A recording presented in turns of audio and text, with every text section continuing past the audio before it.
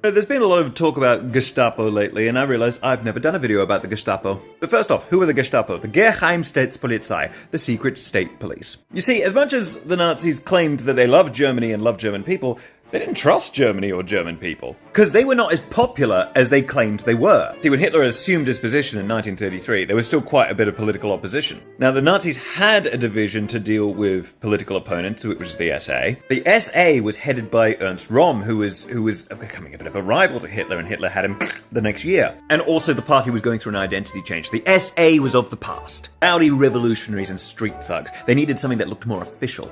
Along comes Hermann Goering. He says, I want to put together a police force to overtake the current police force. Because the original police force is much harder to control. You needed party loyalists in these positions. Over time, the Gestapo gets a new series of tasks. Number 1, to target political opponents. Social Democrats, communists, they want them gone. Number 2, to survey the public. Gestapo had a very elaborate network of spies. Because this wasn't like the age of social media where you could just go through someone's post to see what they believe. You needed a spy to hear what someone had said and write it down, and then report back to an official. Now, what else happened in 1933? The Reichstag fire. The Reichstag fire gave a state of emergency and gave police and other such forces extensive powers. They were now above the law. They could act with impunity. They could take civilians and hold them in protective custody for an extended period of time without a trial. They didn't answer to the courts anymore. They could search your house and not need a warrant. But this was just the beginning, because by the time the party was in complete control of the country, they'd been given powers of interrogation and torture. The job was now not just to locate political opponents, but any undesirables. Jewish people, homosexual people, anyone who was criticizing the party openly. Which is why at the time any sort of resistance was difficult to set up, because people were terrified. If you said the wrong thing to the wrong person, you could just be disappeared.